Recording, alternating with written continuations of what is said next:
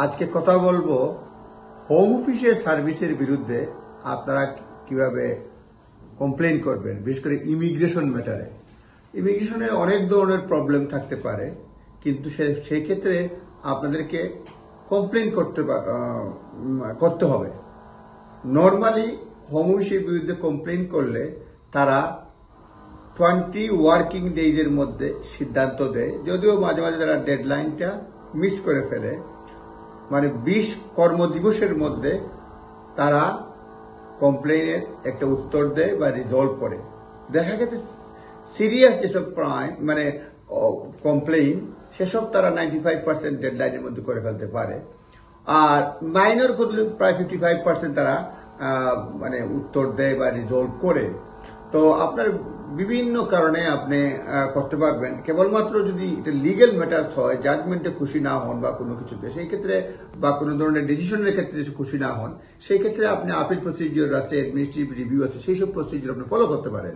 কিন্তু আপনার যদি দেখা যায় যে আপনার হোম অফিসের সার্ভিসে delay, passport, birth certificate, marriage certificate হারিয়ে ফেলছে, সেই ক্ষেত্রে বা অনেক ধরনের থাকতে পারে কমপ্লেইন, সেই ক্ষেত্রে আপনি হোম অফিসের বিরুদ্ধে লিখিত কমপ্লেইন করতে পারবেন। মনে করেন অ্যাডমিনিস্ট্রেটিভ প্রসেসে যদি ফেল করে, অ্যাকনোলেজমেন্ট যদি না দেয়, poor communication, wrong information, loss documents, damage যদি করে ফেলে পাসপোর্টের ক্ষেত্রে, ইন পার্সন গেলে পরে যদি দেখা যায় ফিজিক্যাল এনভায়রনমেন্ট ভালো না, অ্যাকোমোডেশনের ক্ষেত্রে যদি প্রবলেম হয়, কাস্টমার কেয়ার ভালো না, এইসব যদি হয়, সেই ক্ষেত্রে আপনার অনেক ধরনের হতে পারে আর কি। সুতরাং সেই ক্ষেত্রে আপনার কমপ্লেইন করতে পারেন। এমনকি আপনার যদি দেখা যায় NHS হেলথ চার্জ যেটা দেন, সেটা অনেক সময় রিফিউজ হলে পরে বা কোর্টের জাজমেন্ট হওয়ার পরে তারা দিতে দেরি করতেছে, মানে হেলথ চার্জ তো কোর্টের জাজমেন্টের ক্ষেত্রে না, নর্মালি NHS এর হেলথ চার্জ যদি অনেক সময় যেটা হয় রিফিউজ হলে পরে পান, সেই ক্ষেত্রে যদি আপনার দেরি করে, সেই ক্ষেত্রেও আপনারা চার্জ করতে পারবেন, মানে কমপ্লেইন করতে পারবেন। এরপরে আরো অনেক ধরনের থাকে আর কি, যেগুলির ক্ষেত্রে আপনারা আমি মাঝে মাঝে হেল্প নিচ্ছি, মানে যেখানে লিখিত রয়েছে সেই ব্যাপারে। সুতরাং আপনাদের মানে সেখানে সন্দেহ রাখার কোনো কারণ নাই। ইমিগ্রেশন হেলথ চার্জ চেঞ্জ আপের ক্ষেত্রেও, রিফান্ডের ক্ষেত্রেও আপনারা এই কমপ্লেইন প্রসিডিওরটা করতে পারেন। তারপরে অনেক সময় আপনারা এও করতে পারেন, যদি দেখা যায় যে রং অ্যামাউন্ট অফ NHS মানে হেলথ চার্জ তারা নিয়ে যায়, সেই ক্ষেত্রেও আপনারা ইস্যু করতে পারবেন। তারপরে যেখানে হচ্ছে ইনকারেক্ট যেটা বললাম, আর হোম অফিসের বিশেষ করে ইমিগ্রেশন সংক্রান্ত, ইউকে ভিসা ইমিগ্রেশন সংক্রান্ত ব্যাপারে 3 জায়গায় বা 3 ধরনের মেথড রয়েছে আপনি কমপ্লেইন করতে পারবেন। প্রথমত আপনি কমপ্লেইন করতে পারবেন ইমেলের মাধ্যমে। সেটার ইমেলটা বলে দিচ্ছি আমি, complaints complaints@homeoffice.gov.uk, অথবা অনলাইনে আছে, গুগল সার্চ করলে পাবেন .gov.uk তে complaint-uk-visas immigration, এখানে গিয়ে অনলাইনে করতে পারবেন। অথবা আপনি পোস্টেও করতে পারবেন, যেটা আমি অ্যাড্রেসটা দেখেই বলে দিচ্ছি।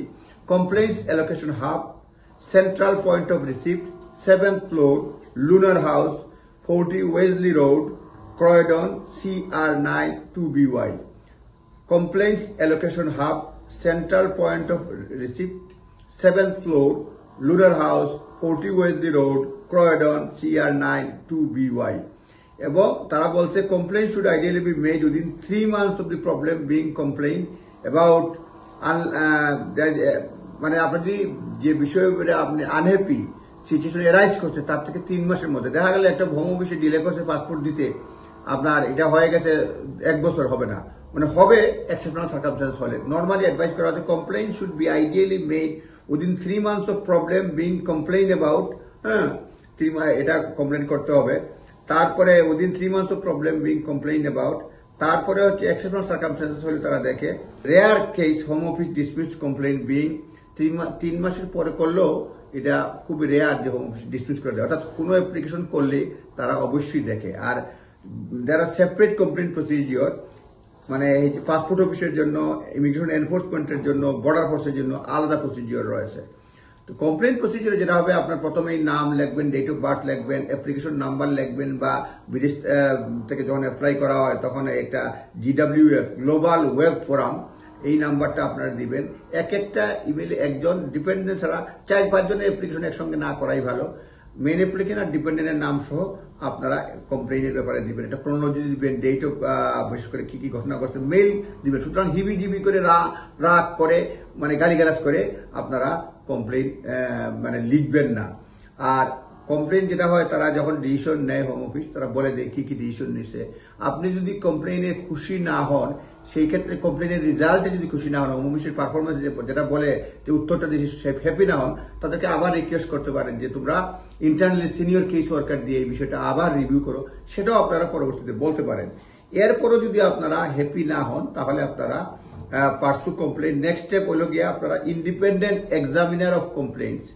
ইন্ডিপেন্ডেন্ট এক্সামিনার অফ কমপ্লেনে আপনারা 3 months অফ receiving Home Office response, Home অফিসের রেসপন্স পাওয়ার 3 মাসের মধ্যে মানে ইন্ডিপেন্ডেন্ট এক্সামিনার অফ কমপ্লেনের কাছে ইমেইলে করতে পারবেন বা পোস্টও করতে পারবেন। ইমেইলটা হচ্ছে iec@homeoffice.gov.uk আর লিখতে পারবেন post box 6147 Sheffield S2 9JD। এই মানে পোস্টেও আপনারা এটা করতে পারবেন।